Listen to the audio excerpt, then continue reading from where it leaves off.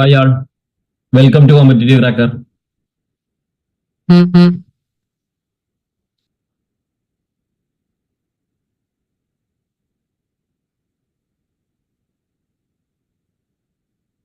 കേൾക്കാലോ അല്ലെ? പറയുന്നത് voice clear ആണെന്ന് വിശ്വസിക്കുന്നു.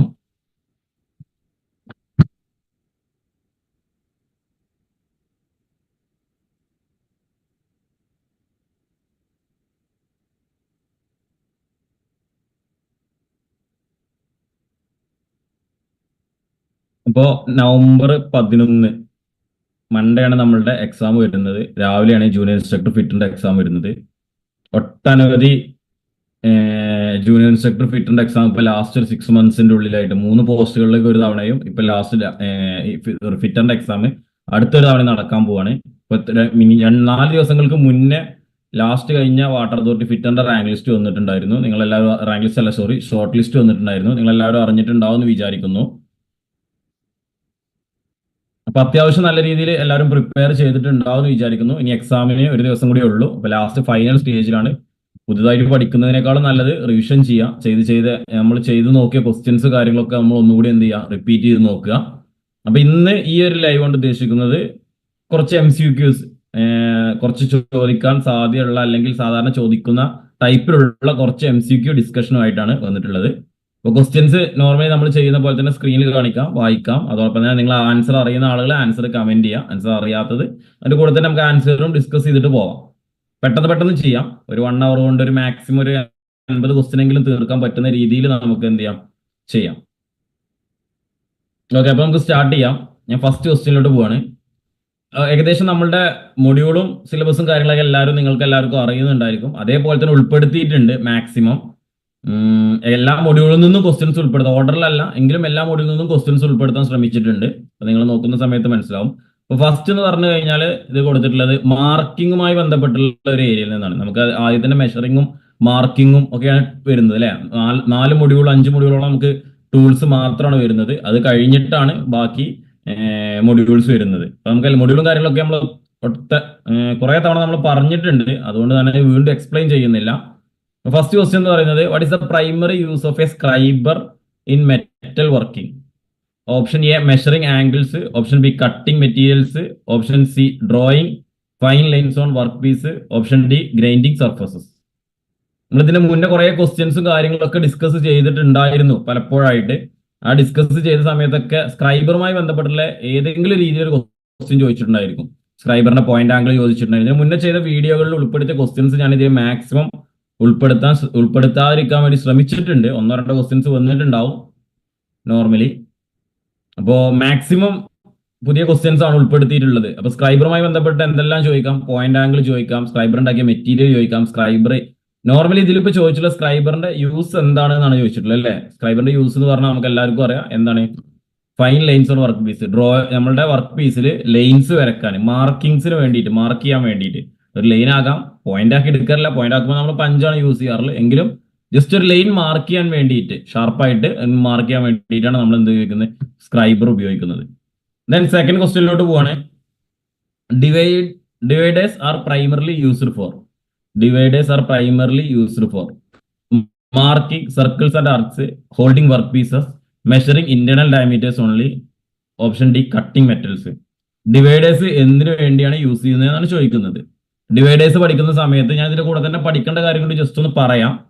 ആൻസർ ചെയ്യുന്ന ആ സമയം കമന്റ് ചെയ്യുന്ന ജസ്റ്റ് ഡിലേ ഉണ്ട്. ഒരു 10 സെക്കൻഡ് 20 സെക്കൻഡ് ഡിലേ ഉണ്ടാവും. ആ 20 സെക്കൻഡിന്റെ ഉള്ളിൽ അതുമായി ബന്ധപ്പെട്ട കാര്യങ്ങൾ പറയാം. ഡിവൈഡേഴ്സ് എന്ന് പറഞ്ഞു കഴിഞ്ഞാൽ നമ്മൾ പറയുന്ന സമയത്ത് ഡിവൈഡർ പഠിക്കണം, കാലിപ്പറുകൾ പഠിക്കണം. ഇൻസൈഡ് ഔട്ട്സൈഡ് കാലിപ്പർ എന്തിനാണ്, ജെന്നി കാലിപ്പർ എന്താണ്, ജെന്നി കാലിപ്പറിന്റെ മറ്റു പേരുകൾ നോർമലി ക്വസ്റ്റ്യൻസ് ചോദിക്കുകയാണെന്നുണ്ടെങ്കിൽ ഡിവൈഡറിനെക്കാളും ചോദിക്കുക ജെന്നി കാലിപ്പർ ആയിരിക്കും. ജെന്നി കാലിപ്പറിന്റെ മറ്റു പേരെന്താണ്, ജെന്നി കാലിപ്പർ എന്തിനൊക്കെ യൂസ് ചെയ്യുന്നു, അങ്ങനെയുള്ള കാര്യങ്ങളാണ് അല്ലെ. അപ്പൊ നോർമലി ഡിവൈഡർ എന്ന് പറഞ്ഞു കഴിഞ്ഞാൽ divider, marking, circles and arcs ആണ്. ഡിവൈഡറിൽ ശരിക്കും 3 ഫംഗ്ഷൻസ് ഡിവൈഡറിന് പറയുന്നുണ്ട്. ഇതിൽ ഒരെണ്ണം മാത്രമായിട്ടുള്ളൂ. നമുക്ക് A, B, C എന്ന് പറഞ്ഞുകൊണ്ട് 3 കൊടുത്തിട്ടും വേണമെന്നുണ്ടെങ്കിൽ ഓൾ ഓഫ് ദീസ് ആയിട്ട് ക്വസ്റ്റ്യൻസ് വരാം. ഫസ്റ്റത്തെ ക്വസ്റ്റ്യൻ ആൻഡ് ഓപ്ഷനെ മാർക്കിംഗ് സർക്കിൾസ് അല്ലെങ്കിൽ മാർക്കിംഗ് ആർക്ക് എന്ന് കാണുമ്പോൾ തന്നെ ആൻസർ മാർക്ക് ചെയ്യരുത്. മാർക്ക് ചെയ്യാൻ വേണ്ടിയിട്ട് ഉപയോഗിക്കാം. ഒരു മെഷർമെന്റ് എടുത്തിട്ട് മറ്റൊരു സ്ഥലത്തിലോട്ട് മാർക്ക് ചെയ്യാൻ വേണ്ടി ഒരു മെഷർമെന്റ് ഒരു സ്ഥലത്ത് നിന്ന് എടുത്ത ശേഷം മറ്റൊരു സ്ഥലത്ത് കൊണ്ടുപോയി മാർക്ക് ചെയ്യുന്നത് വേണ്ടിയിട്ട് ഇൻഡയറക്റ്റ് മെഷറിംഗ് ടൂൾ ആയിട്ടും വേണമെന്നുണ്ടെങ്കിൽ ഉപയോഗിക്കാൻ പറ്റുന്ന കാര്യമാണ് ഡിവൈഡർ എന്ന് പറയുന്നത്. അപ്പോൾ അതിൽ എങ്ങനെ വേണമെങ്കിലും വരാം. ഓപ്ഷൻ എ ആണ് ഇതിന്റെ ആൻസർ ആയിട്ട് വരിക. നെക്സ്റ്റ് മൂന്നാമത്തത്, the datum is used in measurement as a measuring tool, a reference point or surface, a cutting tool, a marking punch. Datum normally എന്തായിട്ടാണ് നമ്മൾ മെഷർമെന്റിൽ പറയുന്നത് എന്നാണ് ചോദ്യം. ഒരു മെഷറിംഗ് ടൂൾ ആണോ, ഒരു റെഫറൻസ് പോയിന്റോ അല്ലെങ്കിൽ റെഫറൻസ് സർഫസ് ആണോ, ഒരു കട്ടിംഗ് ടൂൾ ആണോ, മാർക്കിംഗ് പഞ്ച് ആണോ?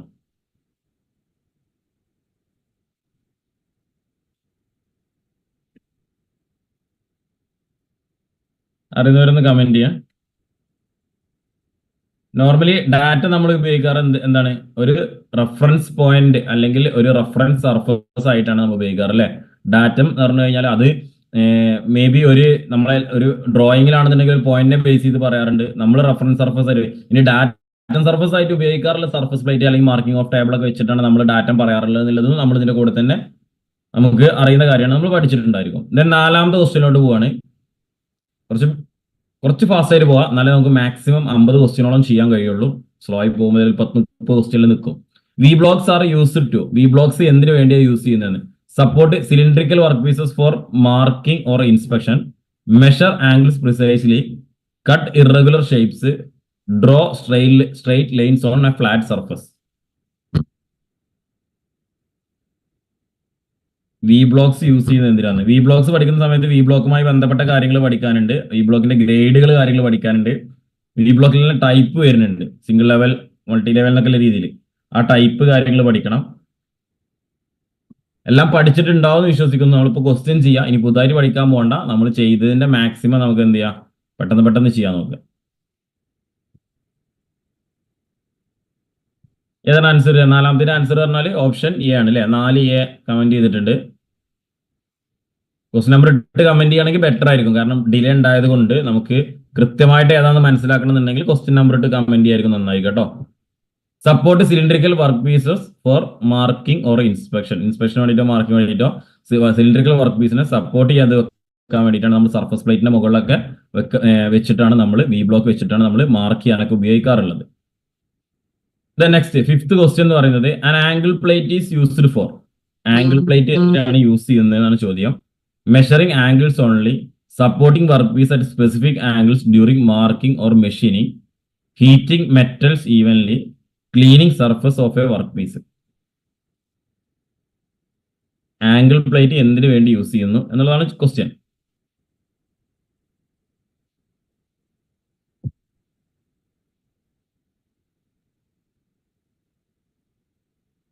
ആൻസർ ഏത് വരിക? ആൻസർ ഓപ്ഷൻ ബി ആണ് വരിക അല്ലെ.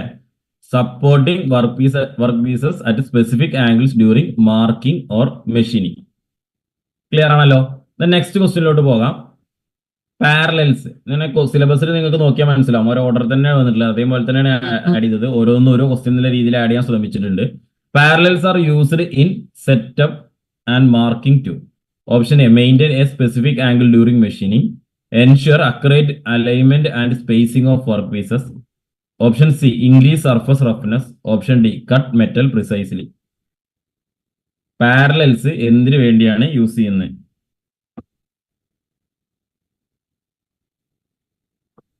Maintain a specific angle during machining ആണോ? Ensure accurate alignment and spacing of work piece ആണോ? രണ്ട് രീതിയിലെ പാരലൽസ് ഉണ്ട് നമ്മൾ പറഞ്ഞിട്ടുണ്ട്. ആൻസർ വരെ ഏതാണ്? ഓപ്ഷൻ ബി ആണ്, ensure accurate alignment and spacing of work piece. കൃത്യമായിട്ട് വർക്ക് സ്പേസ് ചെയ്ത് വെക്കാൻ, നമ്മൾ അലൈൻമെന്റ് കാര്യങ്ങളൊക്കെ ചെക്ക് ചെയ്യാനൊക്കെ വേണ്ടിയിട്ടാണ്, ഉറപ്പിക്കാൻ വേണ്ടിയിട്ടാണ് നമ്മൾ എന്ത് ചെയ്യുന്നത്, പാരലൽസ് യൂസ് ചെയ്യുന്നത്. Next 7th question, a combination set includes which of the following tools? Scriber, divider and angle plate, square head, protractor head, centre head, micrometer, vernier caliper, surface gauge and marking table.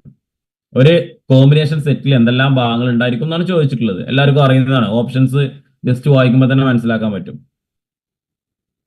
ഇതിങ്ങനെ കൊടുത്തതെന്ന് വെച്ച് കഴിഞ്ഞാൽ ഇനി നമുക്ക് ഇതിന്റെ answer അറിയാം. Square head, protractor head, centre head. Square head എന്തിനു വേണ്ടി ഉപയോഗിക്കുന്നു, പ്രൊട്ടക്ടർ ഹെഡ് എന്തിനു വേണ്ടി ഉപയോഗിക്കുന്നു, സെന്റർ ഹെഡ് എന്തിനു വേണ്ടി ഉപയോഗിക്കുന്നു എന്നുള്ള കാര്യങ്ങൾ നമ്മൾ പഠിക്കണം.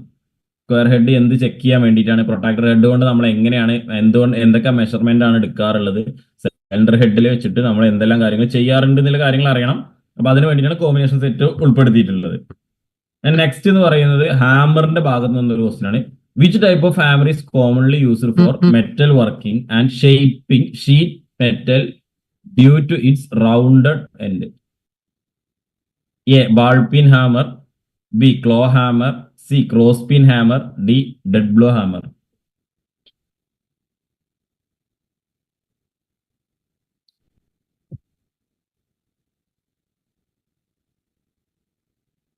സിമ്പിൾ ആണല്ലോ, എല്ലാവർക്കും അറിയുന്നതല്ലേ. ആൻസർ വരുന്നത് option A, ball peen hammer തന്നെയാണ്. Okay, then next. Combination players have a distinct feature that sets them apart. Option A, they cannot cut wires or grip flat objects. Option B, they combine cutting edge with gripping jaws for both cutting and holding. They only function as cutting tool.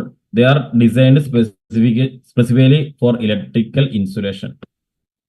Combination പ്ലെയറിന്റെ ഫീച്ചറാണ് ചോദിച്ചിട്ടുള്ളത്. Combination player എന്തെല്ലാം കാര്യങ്ങൾക്ക് ഉപയോഗിക്കാം എന്നുള്ളതാണ് ഉദ്ദേശിക്കുന്നത്. ഏതായിരിക്കും answer വരിക?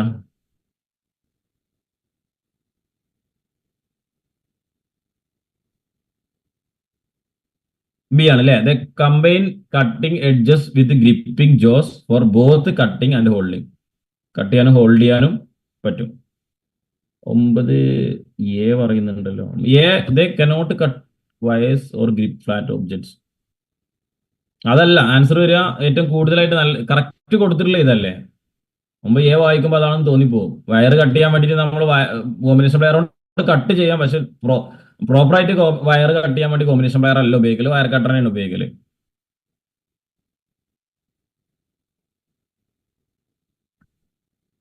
ഓക്കെ, ദെൻ 10ാമത്തെ ക്വസ്റ്റ്യനിലോട്ട് പോകാം. The try square with a blade that swells and locks at a different angle is known as fixed try square, combination try square, bevel try square, precision try square. ഒരു type of try സ്ക്വയറിനെ കുറിച്ച് ചോദിച്ചതാണ്. That swells and locks at different angles.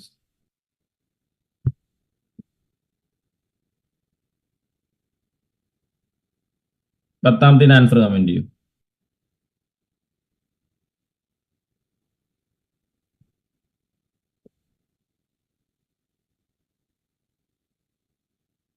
ഏതാണ് വരുന്നത്? 10ന്റെ answer bevel try square അല്ലെ. 10 C ആണ്, bevel try square ആണ് ആൻസർ വരിക. യെസ്. നെക്സ്റ്റ് 11ാമത്തെ ആൻസർ 10 സി. ഓക്കെ, കറക്റ്റ് ആണ്. 11ാമത്തെ answer cross peen hammers are specifically used for driving large nails, shaping and riveting metal, measuring linear dimensions, cutting through soft materials.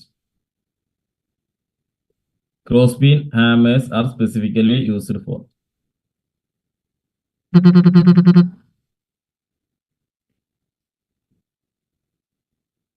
11.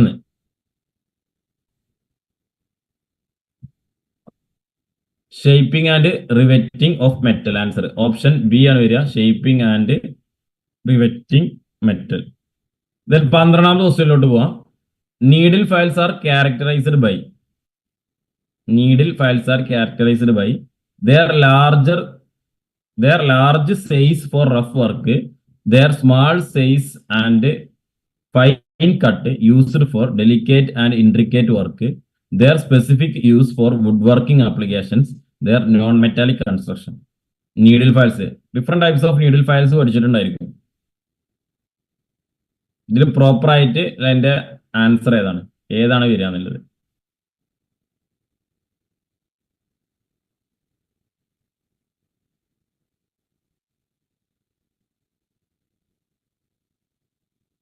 Option B ആണ് വരിക അല്ലെ.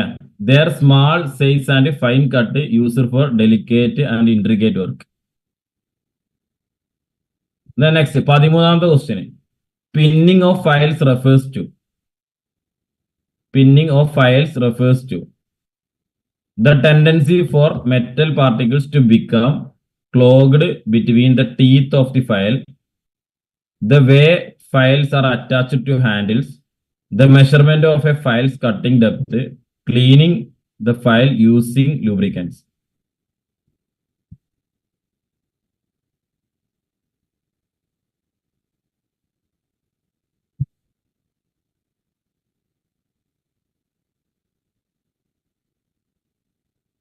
13 തരാം. Pinning ഫയലിന്റെ pinning എന്താണെന്നാണ് ഉദ്ദേശിക്കുന്നത്?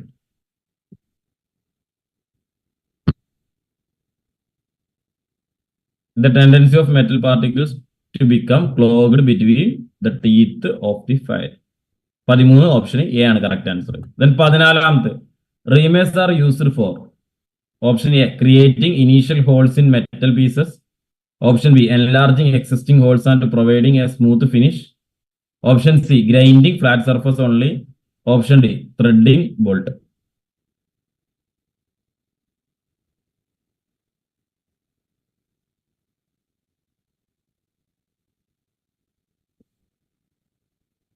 പതിനാല് ഏത് ആൻസർ വരിക?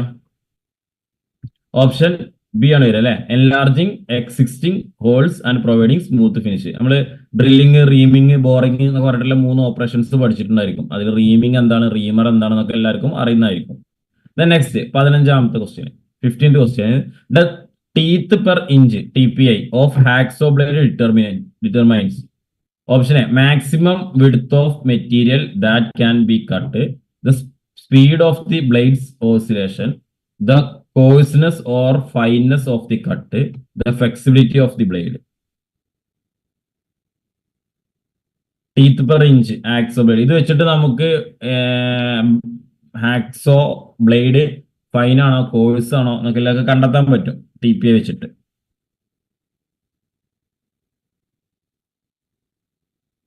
ആൻസർ ചെയ്ത് തരും. ഞാൻ പറഞ്ഞതിന് ആൻസർ ഉണ്ട്.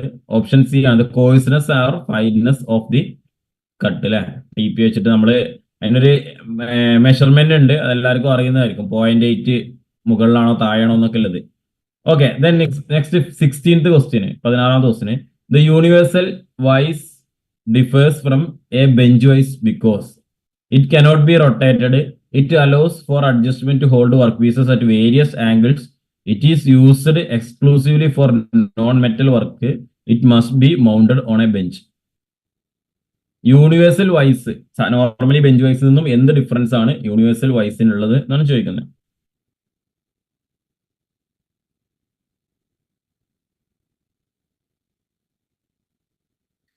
Answer it allows for adjusting to hold work pieces at various angles. Work pieces various ആംഗിളിൽ നമുക്ക് ഹോൾഡ് ചെയ്ത് വെക്കാൻ കഴിയും. ദെൻ അടുത്ത ക്വസ്റ്റ്യൻ എന്ന് പറയുന്നത് 17ാമത്തെ ക്വസ്റ്റ്യൻ.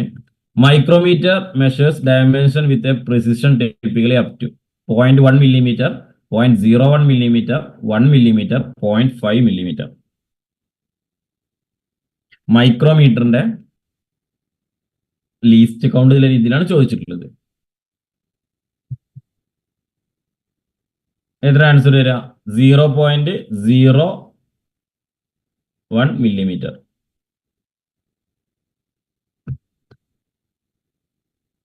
യെസ്, കറക്റ്റ് ആണ്. 17B.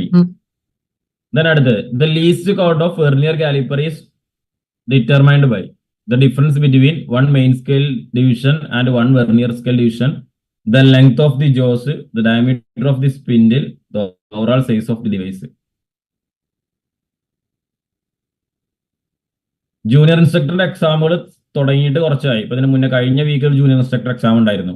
കഴിഞ്ഞ വീക്ക് മിനിഞ്ഞാന്നിന്റെ തലേന്ന് ആ ഒരു എക്സാമിന് വന്ന ഒരു ക്വസ്റ്റ്യൻ ആണ് ഇത് കേട്ടോ. The difference between one main scale division and one vernier scale division. Least count of vernier caliper എന്ന് ചോദിച്ചിട്ടില്ല, നമുക്ക് ലീസ്റ്റ് കൗണ്ട് കണ്ടെത്താനുള്ള ഇക്വേഷൻ എങ്ങനെയുള്ള രീതിയിൽ ചോദിച്ചിട്ടുണ്ടായിരുന്നു. ഇത് ക്വസ്റ്റ്യൻ ആയിട്ട് തിരിച്ചിങ്ങോട്ടും ചോദിക്കാം. The difference between one main scale sentence ആയി തന്നിട്ട് അടിയിൽ ലീസ്റ്റ് കൗണ്ട്, അക്രോസി, സെൻസിറ്റിവിറ്റി എന്നൊക്കെ പറഞ്ഞിട്ട് വേണമെന്നുണ്ടെങ്കിൽ തിരിച്ചും ചോദിക്കാം. അപ്പൊ ആൻസർ വരുന്നത് 18th A ആണ്. Then 19th, കമ്പാരാറ്റേഴ്സ്. Comparators are primarily used for cutting metal sheets, comparing dimensions to a reference standard with high precision, fastening bolts and nuts, measuring the electrical resistance of materials. 19th. Comparators എന്തിനു വേണ്ടിയിട്ട് use ചെയ്യുന്നത്? Comparing dimensions to a reference standard with high precision. Answer വരിക option B. Next ക്വസ്റ്റ്യനിലോട്ട് പോകാം. 20ാമത്തത്. Which of the following represents a clearance fit? നമുക്ക് limit, fit, clearance shaft base system, hole base system, ഈ കാര്യങ്ങളൊക്കെ ഉണ്ട് നമ്മൾ ടൂൾസിന്റെ ഭാഗത്ത് നിന്ന് പോയി കഴിഞ്ഞാൽ. അപ്പൊ ഇതില് ക്ലിയറൻസ് ഫിറ്റ് ഏതാണെന്നാണ് ചോദിച്ചിട്ടുള്ളത്. ഇതിൽ ഏതിനെയാണ് ക്ലിയറൻസ് ഫിറ്റ് ആയി റെപ്രസെന്റ് ചെയ്യുന്നത്? The shaft size is always larger than hole size. The hole size is slightly larger than shaft size, allowing free movement. The shaft and hole have exactly same dimensions. No relative motion is possible. 20B അല്ലേ? 20B ആണ്. The hole size is always slightly larger than the shaft size, allowing free movement. Normally ഈ ഫിറ്ററിന്റെ exam ഒക്കെ നോക്കിയിട്ടുണ്ടാവും. ഇതിന് മുന്നത്തെ question paper ഒക്കെ ചെയ്ത് നോക്കിയാൽ മതി. ഡയറക്റ്റ് ക്വസ്റ്റ്യൻസ് തന്നെ ആയിരിക്കും അധികം ചോദിച്ചിട്ടുള്ളത്. കഴിഞ്ഞ തവണ നടന്നതൊക്കെ ഡയറക്റ്റ് ക്വസ്റ്റ്യൻസ് തന്നെ ആയിരുന്നു. 1-2 സെന്റൻസ് വൈസ് ഉണ്ടെങ്കിൽ പോലും നമുക്ക് ചോദിച്ചത് ഡയറക്റ്റ് തന്നെ ആയിരുന്നു. അപ്പൊ അതുകൊണ്ടാണ് കട്ട് ഓഫും അതിനനുസരിച്ച് മുകളിലോട്ട് പോകുന്നത്. നിങ്ങൾക്ക് അറിയാലോ എത്രയാണ് ഫിറ്റിന്റെ കട്ട് ഓഫ് വരാറുള്ളത് എന്നില്ല അറിയാലോ. നമുക്ക് എക്സാം കഴിഞ്ഞതിന് ശേഷം മൺഡേ ഉച്ചക്ക് ഒരു മണി 2 മണിന്റെ ഗ്യാപ്പിൽ 1 മണി 2 മണി ആ സമയത്ത് നമുക്ക് ആൻസർ കീ ഒന്ന് അനാലിസിസിന് വേണ്ടിയിട്ട് ഇരിക്കാം. നിങ്ങൾ ലൈവില് വന്നാൽ മതി. നിങ്ങൾക്ക് എന്തായാലും മെസ്സേജും കാര്യങ്ങളും നിങ്ങൾ ഗ്രൂപ്പിലെ ആളുകളായിരിക്കും, മെസ്സേജും കാര്യങ്ങളും നിങ്ങൾക്ക് അയക്കും. ഗ്രൂപ്പിലിടാം, ലിങ്കും കാര്യങ്ങളിടാം. നമുക്ക് അതിന്റെ ക്വസ്റ്റ്യൻസിന്റെ ആൻസേഴ്സുമായിട്ട് ഒരു ആൻസർ കീ അനാലിസിസ് ആയിട്ട് നമുക്കൊന്ന് 2 മണിക്കൊന്ന് ഇരിക്കാം എക്സാം കഴിഞ്ഞ അന്ന് ഉച്ചക്ക് കേട്ടോ. 21th question. In a shaft based system, the shaft size is kept constant and the hole size is adjusted. The hole size is always smaller than the shaft. The shaft size is always increased for a tighter fit. Tolerance are not used. ഏതാണ്? The shaft size is kept constant and hole size is adjusted. അപ്പോൾ whole base system എന്ന് പറഞ്ഞാൽ എന്താണെന്നുള്ളത് പറയണ്ടല്ലോ. ഇതിന്റെ കൂടെ ഇത് അറിയുന്ന ആളുകൾക്ക് എന്തായാലും ഹോൾ ബേസ് സിസ്റ്റം എന്താണെന്നുള്ള കാര്യം അറിയുന്നുണ്ടാവും. Then next, 22, clearance fit. Clearance fit are typically used when accurate alignment is required but rotational or sliding motion must be unrestricted. High interference between components is required. Components need to remain fixed without any movement. Both the shaft and hole size vary drastically. Clearance fit എന്താണെന്ന് ചോദിച്ചിട്ടുണ്ട്. Clearance fit R typically used എവിടെയാണ് normally use ചെയ്യുന്നത് എന്നാണ് ചോദിക്കുന്നത്. Answer തരുന്നത് accurate alignment is required but rotational or sliding motion must be unrestricted. അങ്ങനെയുള്ള ഏരിയകളിലാണ് normally നമ്മൾ എന്ത് ഉപയോഗിക്കുന്നത്? ക്ലിയറൻസ് ഫിറ്റ് യൂസ് ചെയ്യുന്നത്.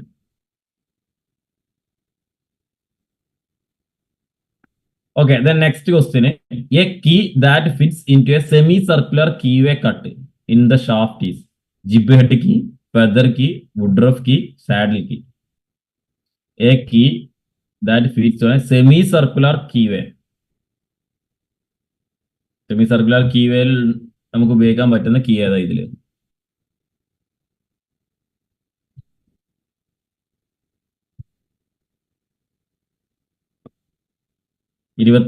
ആൻസർ കമന്റ് ചെയ്യൂ. വുഡ്രഫ് കീ അല്ലെ? ആൻസർ ഓപ്ഷൻ സി ആണ്, വുഡ്രഫ് കീ ആണ്. Then 24th question. Why would it be possible to brace aluminum with normal brass bracing rods? Because aluminum is too hard. Because aluminum has too low a melting point that would melt before brass.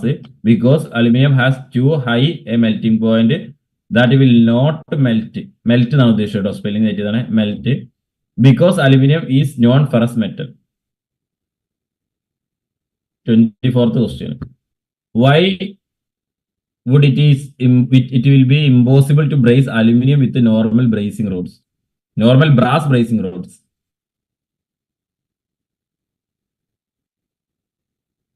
Answer വരുന്നത് B ആണ്. Because aluminium has to low melting point and it has too low melting point that would melt before brass. Brassന് മുന്നേ തന്നെ aluminium എന്താവും? Melt ആയിട്ട് പോകും. Then 25th question. Which of the following abrasive materials would be used to clean the steel before brazing?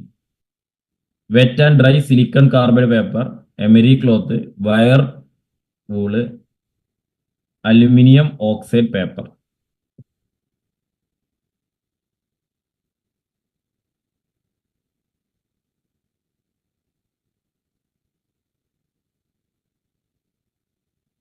25th question answer ഏതാണ് വരിക? Option B ആണ് വരിക. 25th emery cloth. 25th B ആണ് വരിക. Then 26th question, what is flex used for in a brazing? To prevent, എന്തിനാണ് ബ്രേസിംഗിൽ flex use ചെയ്യുന്നതെന്നാണ് ചോദ്യം. To prevent steel from oxidising during brazing process, to speed up brazing process, to clean the metal by dissolving any oxide already present, to make the final joint clean.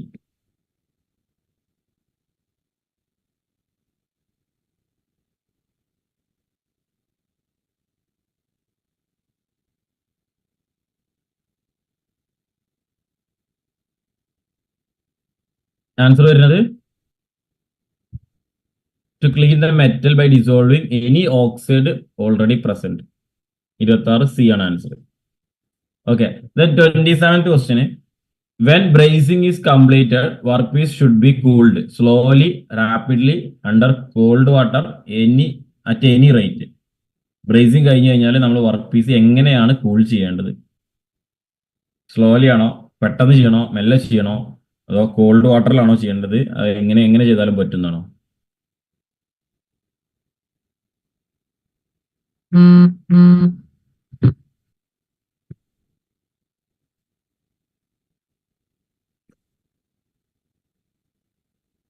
Answer വരുന്നത് slowly അല്ലേ?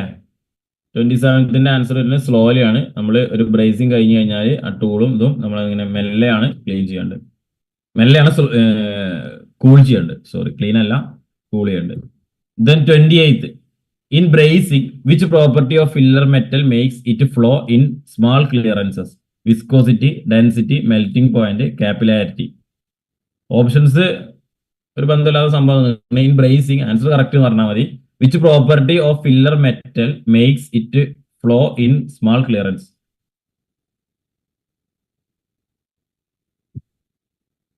Viscosity, density, melting point, capillarity. 28th question.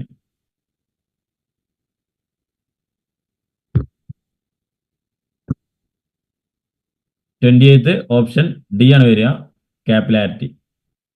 Then 29, bracing is used to join which two metals? Brass to brass, copper to copper, steel to steel, aluminum to aluminum.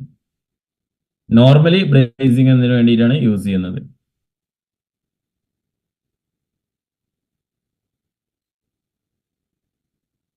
Twenty ninth.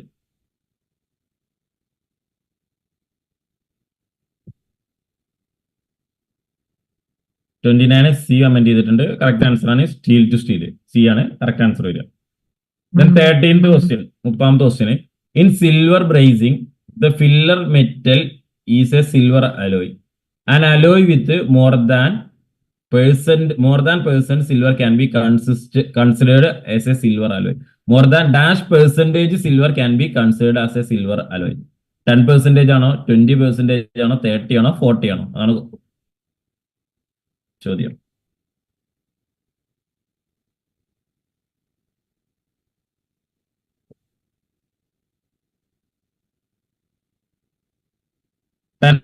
അല്ലേ? Option A ആണ് correct answer. Then 31, a dolly is the name given to a category of tool used in shaping sheet metal, soldering sheet metal, piercing sheet metal, testing sheet metal. Dolly എന്ന് പറഞ്ഞ tool ഏത് കാറ്റഗറിയിൽ, sheet മെറ്റലിലെ ഏത് type കാര്യങ്ങൾ ചെയ്യാം, sheet മെറ്റലിലേതല്ല, ഏത് process ചെയ്യാൻ വേണ്ടിയിട്ട് ഉപയോഗിക്കുന്ന സംഭവമാണ്. ബോഡി വർക്കൊക്കെ ചെയ്യുന്ന ആളുകൾക്ക് ശരിക്കും അറിയാൻ പറ്റും. നോർമലി വെഹിക്കിളിന്റെ ബോഡി വർക്കും കാര്യങ്ങളൊക്കെ കൂടുതൽ ചെയ്യാൻ വേണ്ടിയിട്ട് ഉപയോഗിക്കുന്ന ആളുകൾക്ക് അറിയുന്ന പേരാണ് shaping sheet metal.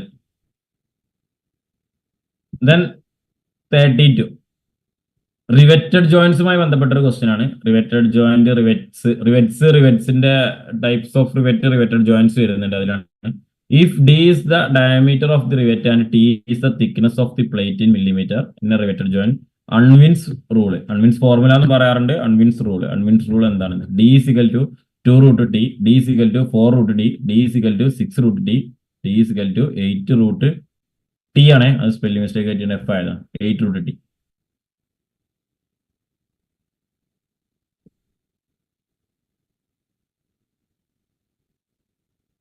Supporting tool അല്ലേന്ന് കേട്ടോ.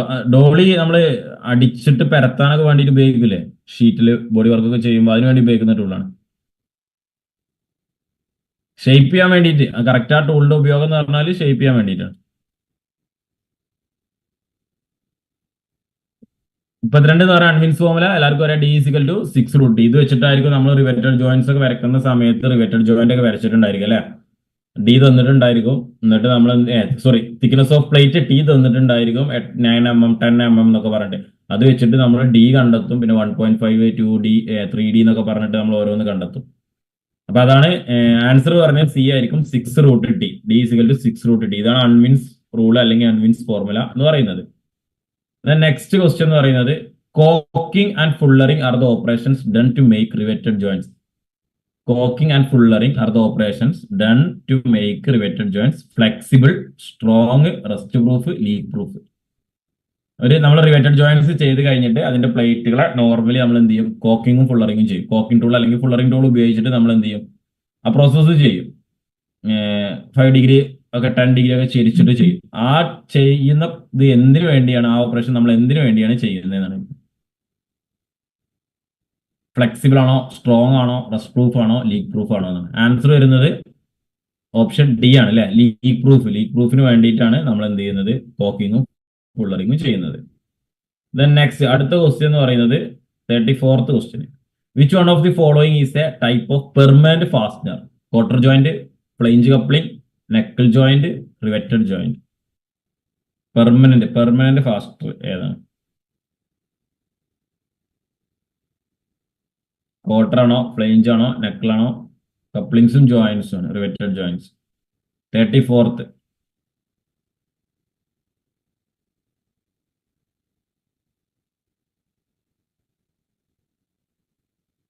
34ാമത്തെ ക്വസ്റ്റ്യന്റെ ആൻസർ പറയുന്നത് ഓപ്ഷൻ ഡി ആണ് വരിക, റിവെറ്റഡ് ജോയിന്റ് ആണ്. റിവെറ്റഡ് ജോയിന്റ് ഒരു പെർമനന്റ് ജോയിന്റ് ആണ്. 35. The center to center distance between two adjacent rivets in the same row measured parallel to the seam or edge of the plate is called lead, pitch, margin, lag. Riveted jointമായി ബന്ധപ്പെട്ട ഒരു question ആണ്. Center to center distance between two adjacent rivets in the same row measured parallel to the seam or edge of the plate. ശരിക്കും semi permanent ആണ്, പക്ഷെ അതിൽ ഇത് permanent ഇങ്ങനെ ചോദിച്ചുകൊണ്ട് മാത്രം പറഞ്ഞതാണ്. റിവെറ്റഡ് ജോയിന്റ് സെമി പെർമനന്റ് ആണ്, നമുക്ക് വേണമെന്നുണ്ടെങ്കിൽ നമുക്ക് തട്ടിയിട്ട് ഊരി എടുക്കാൻ പറ്റുന്നത് തന്നെയാണ്. പറയട്ടെ എന്ന് വിചാരിച്ചു, പിന്നെ വെച്ച് പോയതാണ്.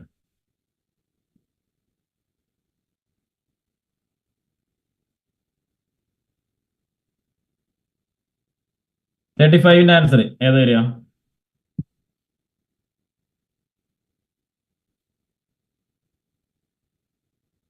സോറി, മാർജിൻ അല്ല, അത് മാർക്ക് ചെയ്തത് മാറിയതാണ്.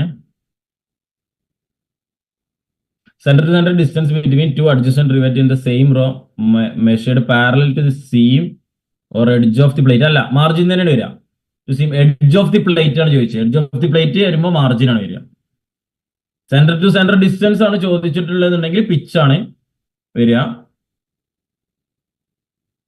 ഇത് എഡ്ജ് ഓർ എഡ്ജ് അല്ലേ ചോദിച്ചിട്ടില്ലേ, എഡ്ജിൽ നിന്ന് മാർജിൻ അല്ലേ, മാർജിൻ ആണ് കേട്ടോ. ഞാൻ പെട്ടെന്ന് വായിച്ചപ്പോൾ തെറ്റിപ്പോയി. മാർജിൻ ആണ് വരിക. 1.5D ആണ് നോർമലി നമ്മൾ കൊടുക്കാറുള്ളത്. 36th question. The minimum distance from a rivet hole centre to nearest edge of the plate.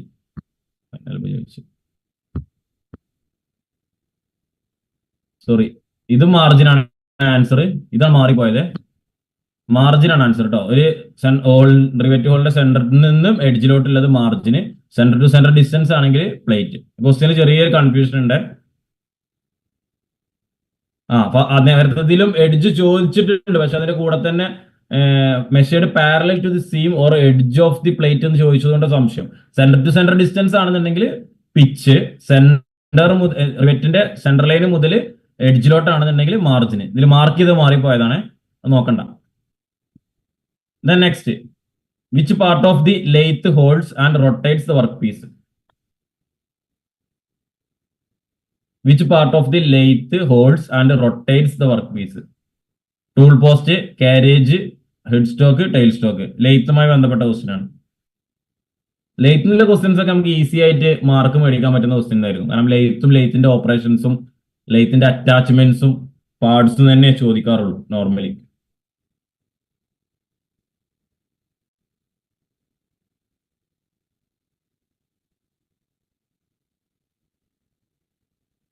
Answer വരുന്നത് ഹെഡ് സ്റ്റോക്ക് അല്ലേ, വർക്ക് പീസ് റൊട്ടേറ്റ് ചെയ്യുന്നത്. Head stock, tail stock, carriage, tool post, ലെയ്ത്തിന്റെ main ആയിട്ട് ചോദിക്കുന്ന സംഭവങ്ങൾ. ഞാൻ 38th ക്വസ്റ്റിന്, what is the purpose of the carriage on the lathe? കാരേജിന്റെ പർപ്പസ് എന്താണെന്നാണ്. It supports the tail stock, it guides and support the cutting tool, it holds the spindle, it controls the speed of rotation. The purpose of carriage on a lathe.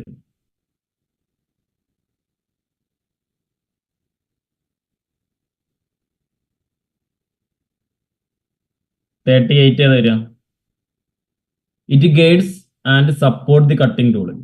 അല്ല വരിക കാരേജിന്റെ 38B. It guides and support the cutting tool. Then 39th question, 38B, correct ആണ്. 39, which operation involves the removal of material from the outer diameter of the workpiece to reduce its diameter? Lathe ഓപ്പറേഷനുമായി ബന്ധപ്പെട്ട ഒരു question ആണ്. Facing, boring, turning, drilling. ലെയ്ത്തിന്റെ operations ഒക്കെ അറിയില്ലേ, എല്ലാം പഠിച്ചില്ലേ. ഫേസിങ് ഉണ്ട്, ടേണിങ് ഉണ്ട്, ടാപ്പർ ടേണിങ് ഉണ്ട്, under cut, boring, drilling, knurling, threading, ഇത്രയും ഓപ്പറേഷൻസ് ഉണ്ട്. അതിൽ നമ്മൾ ടേണിങ് മെത്തേഡിൽ ടാപ്പർ ടേണിങ് ചെയ്യുന്നതിന് 2-3 ടൈപ്പ് മെത്തേഡ് ഉണ്ട്. കോമ്പൗണ്ട് സ്യൂൽ മെത്തേഡ് എന്നൊക്കെ പറഞ്ഞിട്ട് ആ കാര്യങ്ങളൊക്കെ ഒന്ന് ജസ്റ്റ് നോക്കിയിട്ട് പോകും കേട്ടോ. 39th എന്ന് പറയുന്നത് ടേണിങ് ആണ്. ഓപ്ഷൻ സി ടേണിങ് അല്ലെ. റെഡ്യൂസ് ഓഫ് ഡയമീറ്റർ റെഡ്യൂസ് ആകുകയാണെന്നുണ്ടെങ്കിൽ ടേണിങ്. ഇപ്പൊ ഫേസിങ് ചെയ്യുകയാണെന്നുണ്ടെങ്കിൽ എന്താണ് റെഡ്യൂസ് ആകുക? ലെങ്ത് ആണ് റെഡ്യൂസ് ആകുക. In lathe operation, which process involves making an internal cylindrical cut in the workpiece? Boring, facing, knurling, threading. ഏത് ലെയ്ത്ത് ഓപ്പറേഷനിലാണ് ഇന്റേണൽ സിലിണ്ടറിക്കൽ കട്ട് നമ്മൾ കൊടുക്കുന്നത്?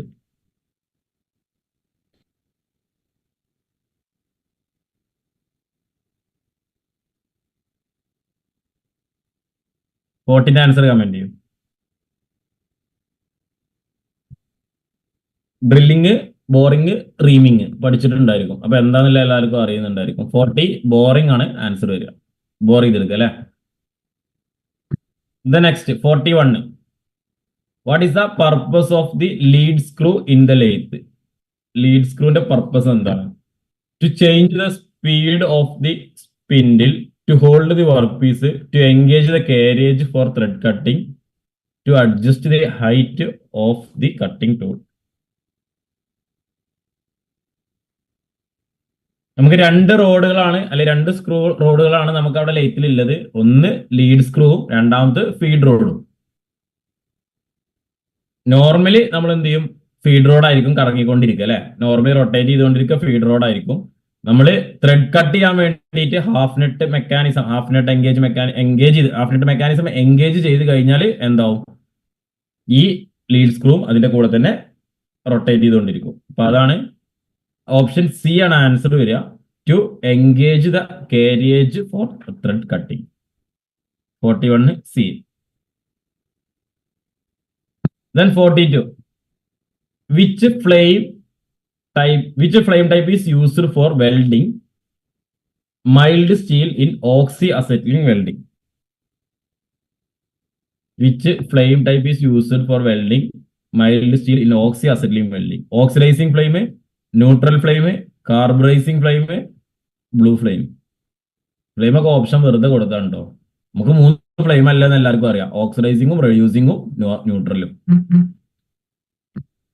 42, മൈൽഡ് സ്റ്റീൽ ചെയ്യാൻ വേണ്ടിയിട്ട് ഉപയോഗിക്കുന്ന ഏതാണ്? 42 ബി ആണ് അല്ലെ. ഓപ്ഷൻ ബി ആണ്, ന്യൂട്രൽ ഫ്ലെയിം ആണ് നമ്മൾ മൈൽഡ് സ്റ്റീൽ വെൽഡ് ചെയ്യാൻ വേണ്ടി. ഈ ഓക്സി അസെറ്റിലീൻ വെൽഡിങ് പഠിക്കുന്ന സമയത്ത് അതിൽ അത്യാവശ്യം കുറച്ച് കാര്യങ്ങൾ പഠിക്കാനുണ്ട്. കാരണം ഓക്സി അസറ്റിൽ വെൽഡിങ്ങിന് ഉപയോഗിക്കുന്ന 2 ഗ്യാസുകളുടെ പേര് വെൽഡിങ്ങിന്റെ ഇതിൽ തന്നെ ഉണ്ട്. പ്ലസ് അതിന്റെ സിലിണ്ടറുകളുടെ കളറ്, ട്യൂബുകളുടെ കളറ്, അല്ലെ? പിന്നെ ബാക്ക് ഫയറിന്റെ ഒരു കാര്യം പഠിക്കാനുണ്ട്. ബാക്ക് ഫയർ സാധാരണ ചോദിച്ചു കണ്ടിട്ടുണ്ട്. ബാക്ക് ഫയർ ക്വസ്റ്റ്യൻ ഇതിൽ ഉൾപ്പെടുത്തിയിട്ടുണ്ട്. പിന്നെ അതുമായി ബന്ധപ്പെട്ട് അതിന്റെ റെഗുലേറ്റർ എന്തിനാണ്, അങ്ങനെയുള്ള കാര്യങ്ങൾ അത് ആ കളർ കോഡുകൾ നോർമലി ചോദിച്ച് കണ്ടിട്ടുണ്ട് സിമ്പിൾ ആയിട്ട്. Then 43.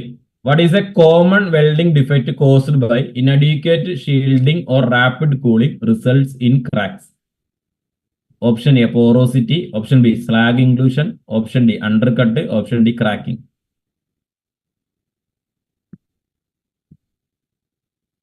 ക്വസ്റ്റ്യൻ തന്നെ ഉണ്ട് ആൻസർ, സെപ്പറേറ്റ് വേറെ പറയേണ്ട ആവശ്യമില്ല. Comedy welding resulting in cracks എന്നുള്ളത് ഒഴിവാക്കിയിട്ട് ചോദിക്കുകയായിരിക്കും നല്ലത് ക്വസ്റ്റ്യൻ ഒന്നുകൂടി. ഇൻഅഡ്യൂക്കേറ്റ് ഷീൽഡിങ് ഓർ റാപ്പിഡ് കൂളിംഗ് കാരണം റാപ്പിഡ് കൂളിംഗ് കൊണ്ട് ഉണ്ടാകുന്ന ഒരു വെൽഡിങ്ങിന്റെ ഡിഫക്റ്റ് ഏതാണെന്ന് ചോദിച്ചു കഴിഞ്ഞാൽ നമുക്ക് പറയാം ക്രാക്കിംഗ് ആണ്, അല്ലെ? ഓപ്ഷൻ ഡി ആണ് ആൻസർ വരിക, cracking. 43 cracking. Yes. Okay, next ക്വസ്റ്റ്യനിലോട്ട് പോവാം. 44. Which of the following is a characteristic of carburizing flame in oxy-acetylene welding? Reducing flame in the characteristic. Option A, excess oxygen. Option B, equal amount of oxygen and acetylene. Option C, excess acetylene. No visible inner cone.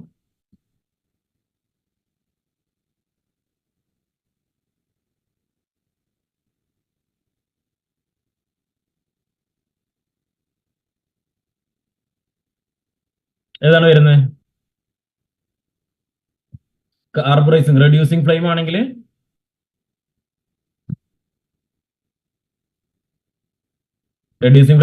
Excess acetylene ആണ്, അല്ലെ?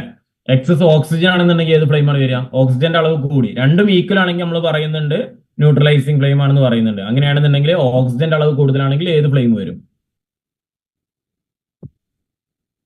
ഒന്ന് comment ചെയ്യും, ഏത് flame വരും?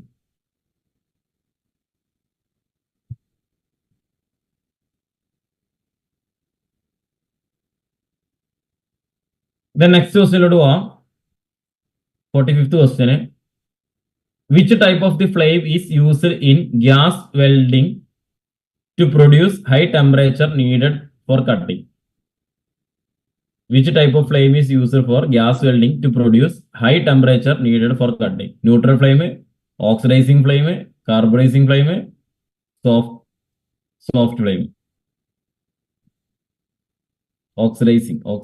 നേരത്തെ ചോദിച്ചതിനുള്ള answer ആണ് neutral. Equal. Neutral ആണെന്നുണ്ടെങ്കിൽ രണ്ടും ഈക്വൽ ആണ്.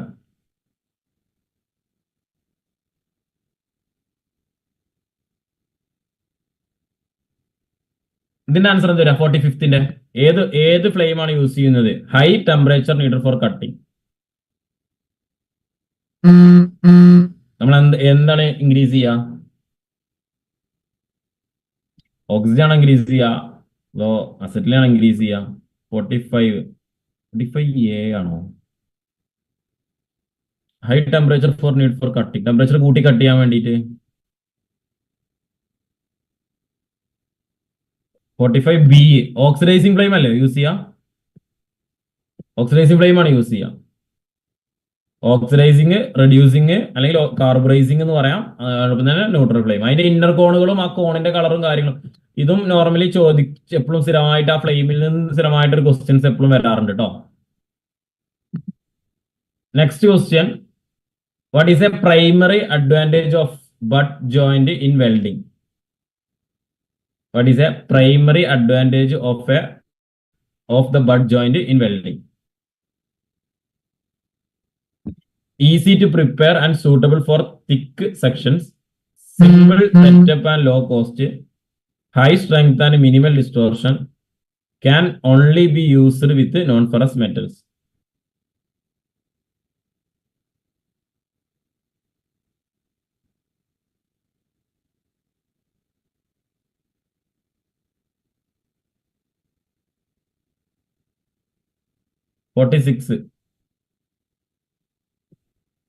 C ആണ് answer. High strength with minimal distortion. Yes. Then 47th question.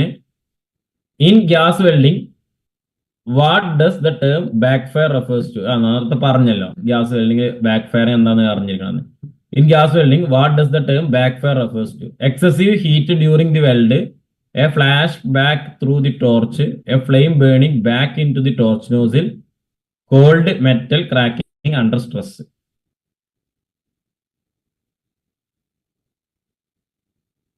47th.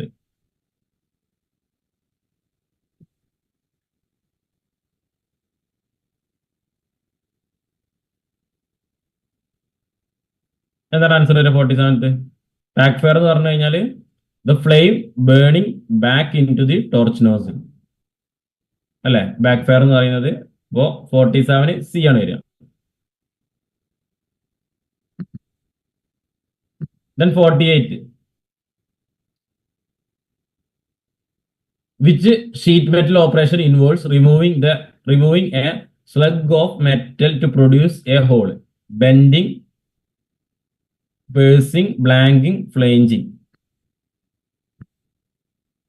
Sheet metal operations നമുക്ക് പഠിക്കാനുണ്ട്. ബെൻഡിങ്, പേഴ്സിങ്, റോളിംഗ് പ്രോസസ്സ് കുറെ ഉണ്ട്. റോളിംഗ് വീൽ കോൺഫിഗറേഷൻസ് വരുന്നുണ്ട്. Blanking, flanging, bending, cutting, shearing, ഒത്തിരി പ്രോസസ്സ് പഠിക്കാനുണ്ട്. അപ്പൊ ഇതിൽ ഏത് പ്രോസസ്സാണ്?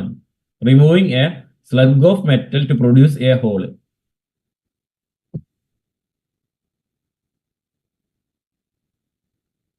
ബെൻഡിങ് എല്ലാം എല്ലാവർക്കും അറിയാം, ഫ്ലൈഞ്ചിങ് എല്ലാം അറിയാലോ അല്ലെ. ബ്ലാങ്കിങ്ങും എല്ലാം. ആൻസർ വരിക പേഴ്സിംഗ് ആണ്. 48 ബി ആണ് ആൻസർ വരിക. പേഴ്സിംഗ് ആണ്. Next 49th question. In sheet metal work what is hemming used for? Joining two pieces together, folding the edge of a sheet to add strength, creating a hole in the sheet, flattening metal sheets. Hemming process, hemming operation എന്ന് പറഞ്ഞാൽ എന്താണ് sheet മെറ്റലിൽ? ഡോറിന്റെ സൈഡൊക്കെ, വാഹനങ്ങളുടെ ഡോറിന്റെ സൈഡൊക്കെ hem ചെയ്തെടുക്കും. Folding the edge of the sheet to add strength അല്ലെ. 49 ആൻസർ ബി ആണ് വരിക.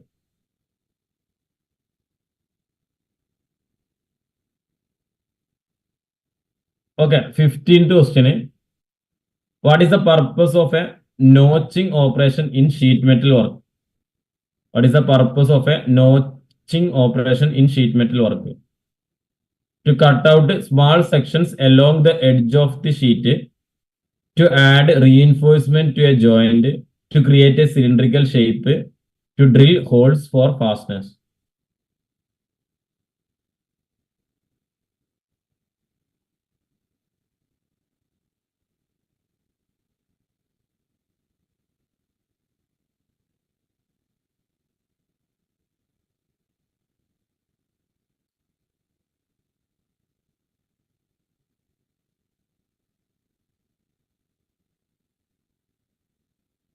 ഏതാണ് ആൻസർ? 15 ആൻസർ ഓപ്ഷൻ എ ആണ്. To cut out small sections along the edge of the sheet. Different types of notch tools ഉപയോഗിച്ചിട്ട് നമുക്ക് shape ഒക്കെ ആക്കിയിട്ട് എടുക്കാൻ പറ്റും അല്ലെ. സ്മാൾ സെക്ഷൻസ് കട്ട് ചെയ്തെടുക്കാൻ പറ്റും. 50 ക്വസ്റ്റ്യൻ. അപ്പോ ഇത്രയാണ് ഇന്നത്തെ സെക്ഷനിലുള്ളത്. 50ഓളം ക്വസ്റ്റ്യൻസ് നമ്മൾ ഡിസ്കസ് ചെയ്തു. എല്ലാ ഭാഗത്തു നിന്നും ഏകദേശം ക്വസ്റ്റ്യൻസ് വരാൻ ശ്രമിച്ചിട്ടുണ്ട്. ഇനി 11-ാം തീയതി എക്സാം. എല്ലാവരും നല്ല രീതിയിൽ പോയിട്ട് എക്സാം എഴുതുക.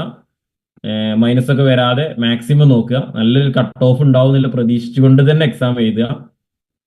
എക്സാം കഴിഞ്ഞതിന് ശേഷം നമുക്ക് നോക്കാം എത്ര ഏകദേശം എങ്ങനെ കട്ട് ഓഫ് വരുന്നു, എത്രത്തോളം ക്വസ്റ്റ്യൻസ് ഈസി ആണോ ടഫ് ആണോ എന്നൊക്കെ നോക്കാം. അപ്പൊ അന്ന് എക്സാം കഴിഞ്ഞ ശേഷം ഉച്ചക്ക് 2 മണിക്ക് നമ്മളുടെ ക്വസ്റ്റ്യൻ പേപ്പറിന്റെ കീ അനാലിസിസ് ഉണ്ടായിരിക്കും. ക്വസ്റ്റ്യൻ ആൻസർ കീ അനാലിസിസ് ഉണ്ടായിരിക്കും. അപ്പോൾ അതിന് വേണ്ടിയിട്ട് വെയിറ്റ് ചെയ്യാം. അപ്പൊ എല്ലാവരും നല്ല രീതിയിൽ പഠിക്കുക. ഇനി അടുത്തൊരു ഫിറ്ററിന്റെ എക്സാം എന്റെ നോട്ടിഫിക്കേഷൻ കാര്യങ്ങളൊന്നും തന്നെ വന്ന് കിടക്കുന്നില്ല. അപ്പോൾ ഇതിൽ തന്നെ ഈ റാങ്ക് ലിസ്റ്റ് തന്നെ ഉൾപ്പെടണം എന്ന് വിചാരിച്ചിട്ട് നല്ല രീതിയിൽ പഠിക്കുക. All the best. Thank you.